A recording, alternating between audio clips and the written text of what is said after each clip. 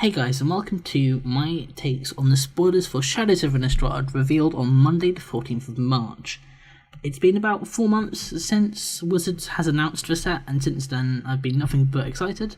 And finally, Shadows of Innistrad spoiler season is upon us.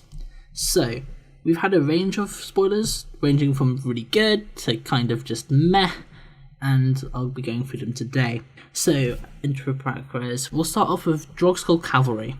5 generic mana and 2 white for a 4/4 Flying Spirit Knight that reads, whenever another spirit enters the battlefield under your control, you gain 2 life. So, from the offset, you're paying, 7 mana for a 4/4 flyer? It's decent-ish, and it depends, his ability may be relevant depending on the deck you put him in.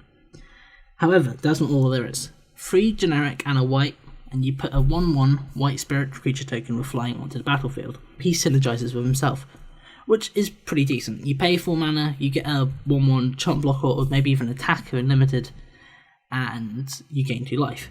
So, in standard, you won't see play, it's too expensive for such a minimal effect. However, I'd be happy to pick one of these up in draft, because you get it out, say, turn 7, if you draw a land, or have a land in hand for turn 8, you can start producing 2 tokens a turn, gaining 4 life, and building a board presence.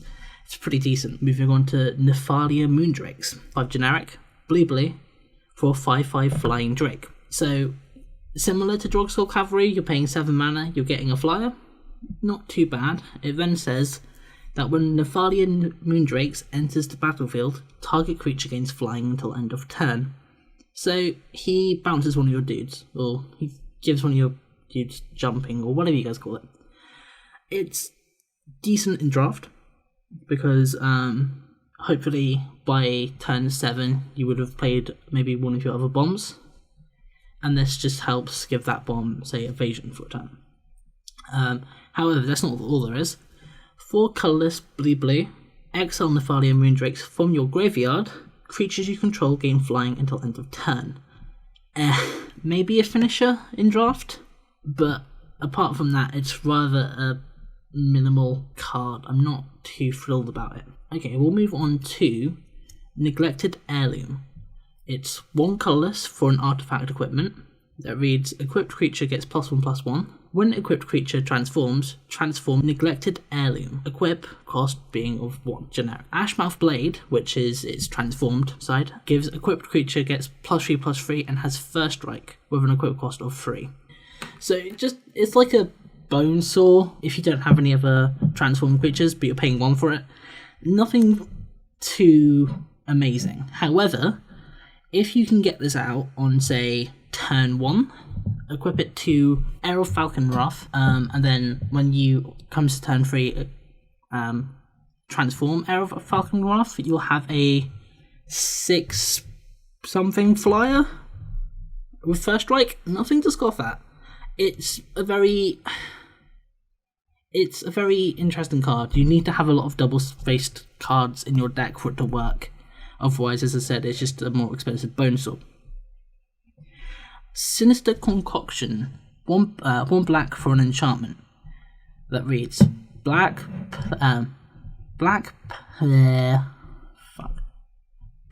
pay 1 life, put the top card of your library into your graveyard, discard a card, sacrifice Sinister Concoction to destroy target creature. So that's 5 costs for destroy target creature? In any other set, this would be really bad. However, in a set where Delirium and Madness is running about, this is great. You get to mill the top card of your library, which is relevant for Delirium. You get to discard a card. So maybe something like Fiery Temper, or another creature with Madness. It enables that. And then it also sacrifices itself, so you have an enchantment in your graveyard, which is specific for Delirium. And then you also get to destroy one of their creatures, which it's pretty decent, and it's quite flavorful as well.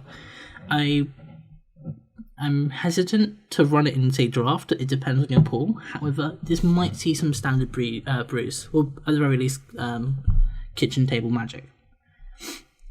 Okay, so moving on. Angel of Deliverance. 6 generic, white, for a creature, angel, 6/6 flyer.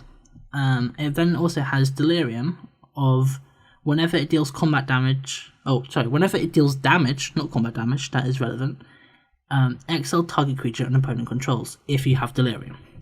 Delirium, of course, being if you have four or more types in your graveyard. So types being sorcery, instant, enchantment, artifact, creature. It's 8 mana. It's a lot. However, I could see this being played in some draft decks, maybe even some EDH.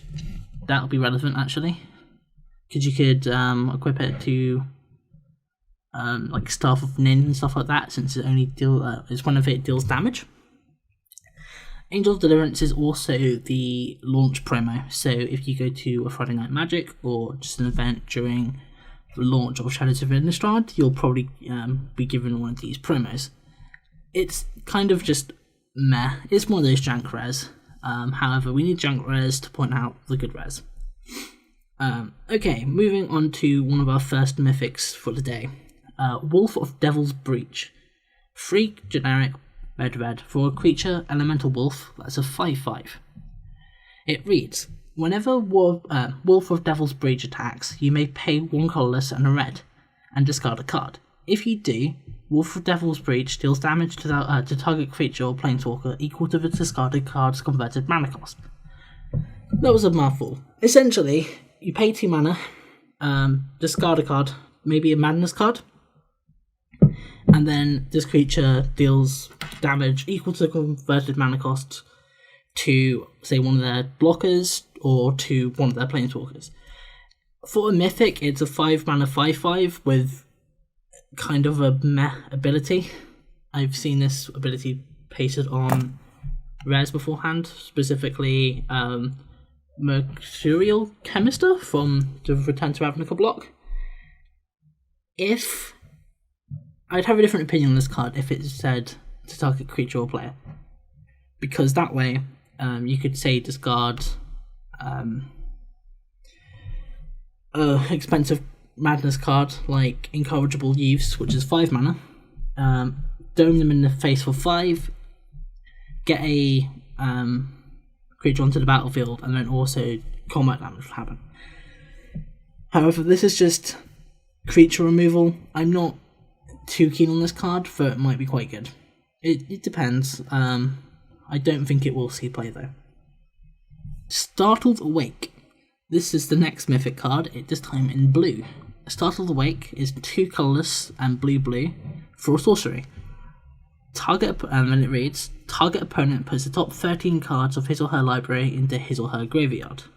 So 4 mana, mill them for 13, pretty decent, but that's not it. Startled Awake also has 3 generic blue. Put Startled Awake from your graveyard onto the battlefield transformed. Activate this ability anytime you can cast a sorcery. So it's a transform sorcery. That's pretty cool.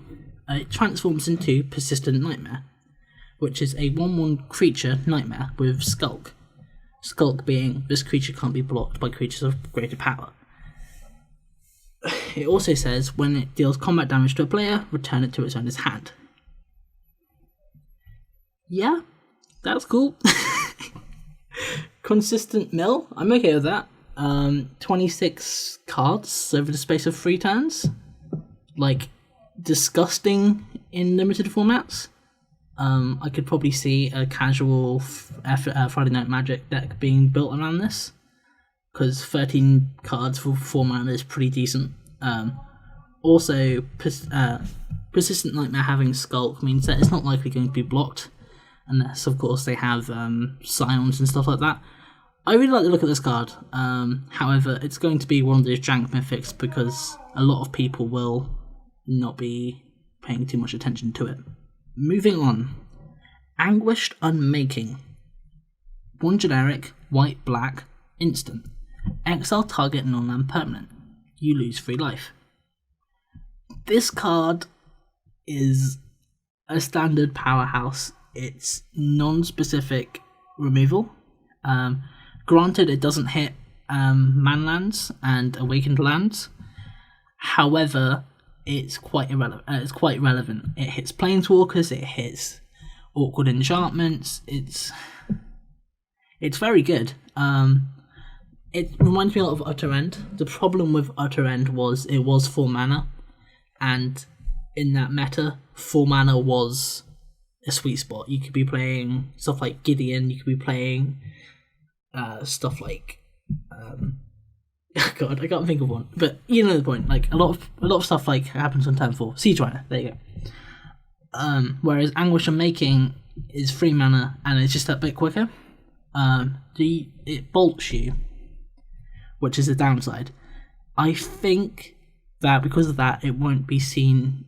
It will see play, but there won't be, say, like a 4 of. It might be limited to like maybe a 2 of.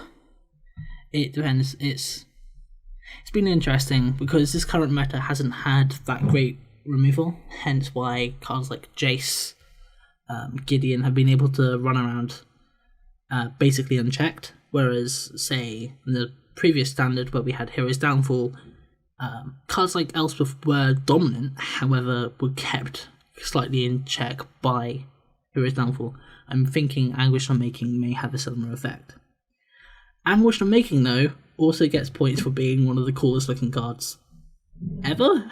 If you look at it, it's Sorin essentially annihilating or unmaking Avacyn, and that's shown further on in the flavor text. I really like the look of this card, and I think it might be one of those chase rares of the set. Okay, and finally, one of the last spoilers from today, Nahiri the Harbinger. 2 colourless, red, white, for a planeswalker. She enters with 4 loyalty counters. +2, you may discard a card. If you do, draw a card. Not bad. It filters. It enables madness. It's quite relevant in this current format. Pardon me. So, then she also has a -2. Exile target enchantment, tapped artifact, or tapped creature.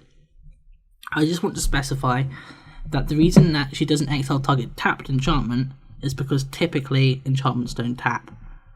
I think some of the only examples are the enchantment artifacts from Feros. Oh, pardon me. But otherwise than that, enchantments tend not to tap, so it'd be a bit strange and quite useless if she exile target tapped enchantment. So yeah, her -2 is removal, essentially. If they have a big, if they have, say, a threat on board and they've attacked you with it, you can play Nahiri and then immediately remove it. It also slows down games. So if they've got a big creature that they like having on the board, they're not going to swing at you or her if they don't have the chance of killing it. Otherwise, you can just -2 her and get rid of that threat. So her -2 is also quite good. It also hits, as I said, enchantments and artifacts, stuff that tend to be sideboard tech to get removal. So to get removal for, whereas Nahiri can easily be main decked. Finally, her -8. Search your library for an artifact or creature card, put it onto the battlefield, then shuffle your library. It gains haste. Return it to your hand at the beginning of the next end step. Okay. So, standard. You get her out turn 4. You +2 her. By turn 6, you can have an Ulamog tapped and attacking. So you swing for 10 turn 6, stable the top 20 cards of the library. You then get it back to your hand, so at a later time you can potentially recast it.